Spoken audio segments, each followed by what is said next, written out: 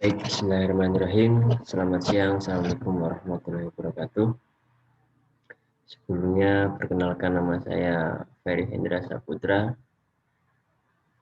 Saya dosen matematika bisnis yang nanti insya Allah selama 1 semester akan mengampu mata kuliah ini. Dan sebelumnya saya minta maaf untuk pertemuan minggu lalu, saya belum bisa memberikan materi. Oleh karena itu, untuk minggu ini nanti kita 2 kali tatap muka. Di tatap muka yang pertama itu kita nanti membahas terkait apa saja yang akan kita pelajari selama 1 semester dan rule-rule apa saja yang akan kita taati agar perkuliahan menjadi lancar di kondisi COVID yang sedang melanda Indonesia saat ini. Baik, jadi untuk pertemuan pertama kali ini saya membahas bukan membahas, istilahnya akan menginformasikan materi apa saja yang pertama, kemudian peraturan apa saja yang akan kita taati bersama nanti. Yang selanjutnya kisi-kisi ada gambaran untuk pertemuan kedua karena pertemuan ini adalah pertemuan pertama. Oke, jadi matematika bisnis itu tujuan dari mata kuliah ini yaitu harapannya mahasiswa Fakultas Ekonomi dan Bisnis itu nanti dapat memahami dan mengaplikasikan pemodelan matematik untuk memecahkan masalah yang berkaitan dengan ekonomi dan bisnis. Maaf, saya sedang tidak fit badannya. Jadi saya ulangi, jadi tujuan dari mata kuliah ini adalah mengaplikasikan teori-teori dalam matematika yang nantinya akan digunakan dalam dunia ekonomi untuk memecahkan masalah-masalah yang berkaitan dengan ekonomi dan bisnis. Nah, kemudian teori-teori apa saja dalam matematika yang bisa digunakan untuk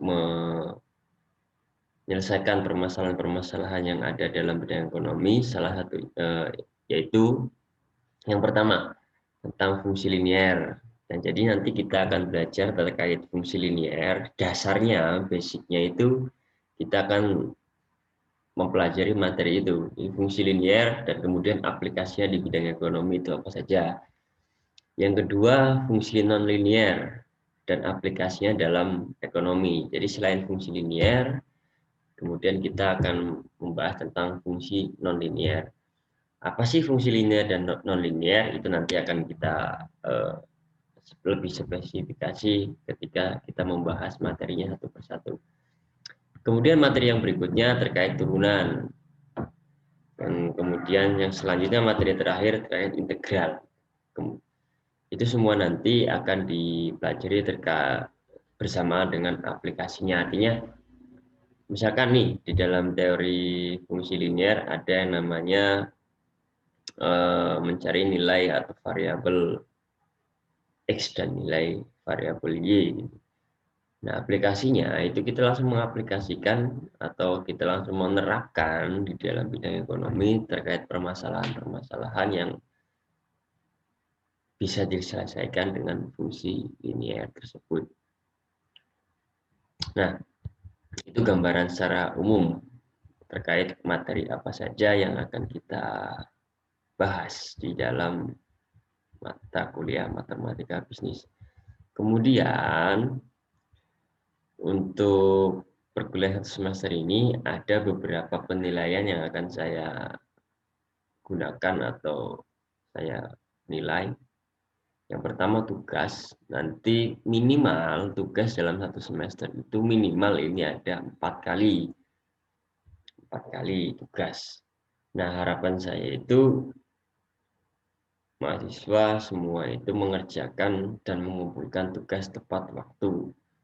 Kenapa? Karena kita dalam pembelajaran menggunakan Spada itu akan saya setting jarak jangka waktu pengumpulan tugas itu maksimal itu 1 minggu. Jadi misalkan kalian itu kita mulai mata kuliahnya di hari Jumat jam 1, berarti batas pengumpulan tugasnya itu adalah minggu depan di hari Jumat juga jam 1. Jika lewat waktu, maka sistem akan otomatis close. Jadi untuk pengumpulan tugas maksimal ada 4 tugas selama 1 semester dan jangka waktu pengumpulan itu batas waktunya 1 minggu. Kemudian penilaian-penilaian yang akan saya gunakan, yang pertama kuis.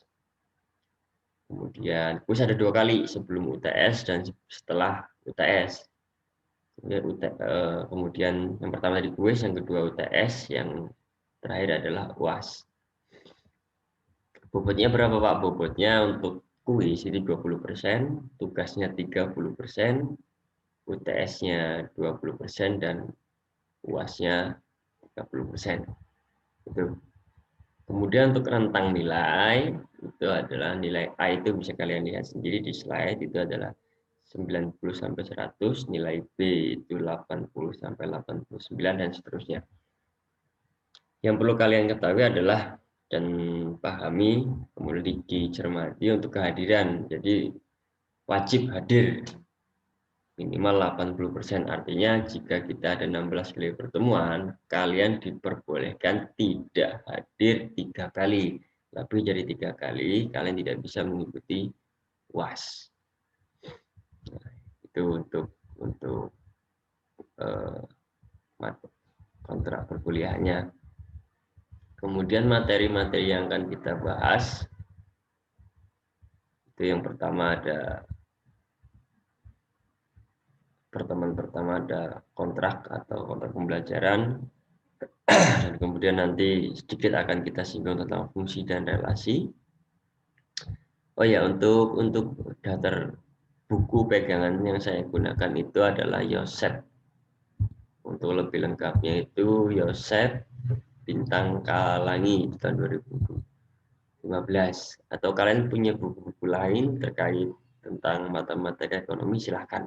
Tapi saya menggunakan acuan utamanya adalah bukunya Yosef Bintang Kalangi.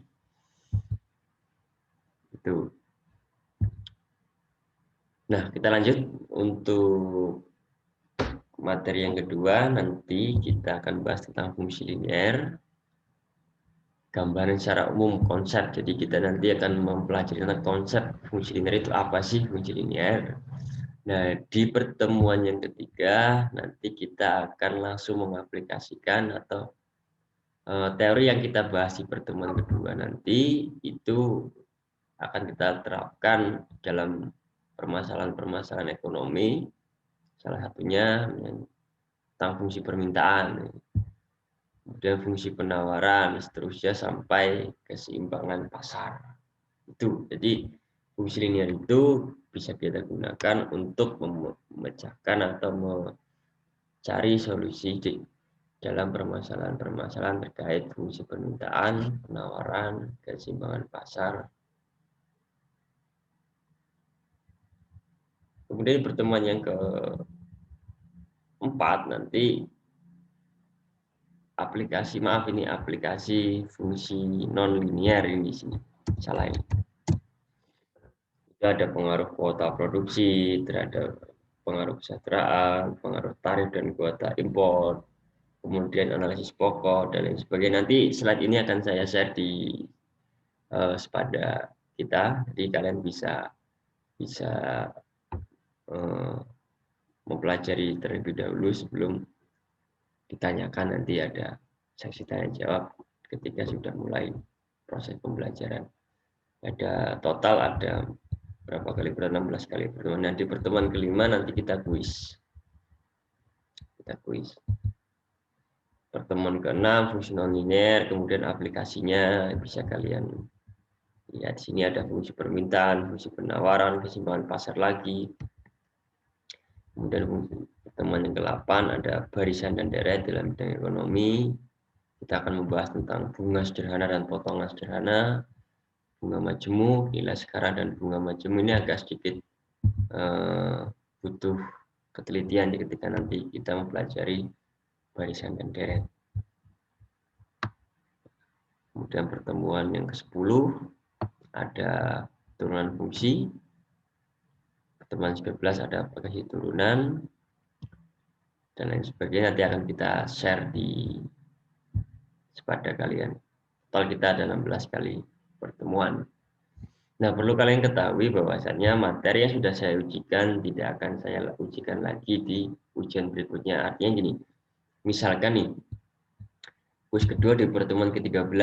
Pertemuan ke-13 itu dimulai dari materi turunan fungsi sampai aplikasi turunan fungsi dalam ekonomi. Nah, ketika UAS nanti, ketika UAS, itu yang saya pakai bukan lagi aplikasi fungsi, tapi materi yang setelah kuis kedua, yaitu pertemuan 14, 15, dan 16. Itu materi yang akan saya ujikan. Jadi setelah saya ujikan, nggak akan saya ujikan lagi. Baik, itu saja untuk pembahasan tentang kontrak kuliah. Kurang dan lebihnya saya mohon maaf. Jika ada pertanyaan nanti bisa langsung ditanyakan di grup, kita punya grup WA. Dan nanti di pertemuan kedua kita sudah mulai membahas di materi tentang fungsi linier, yaitu fungsi permintaan dan penawaran. Baik, saya Heri. Selamat siang. Assalamualaikum warahmatullahi wabarakatuh.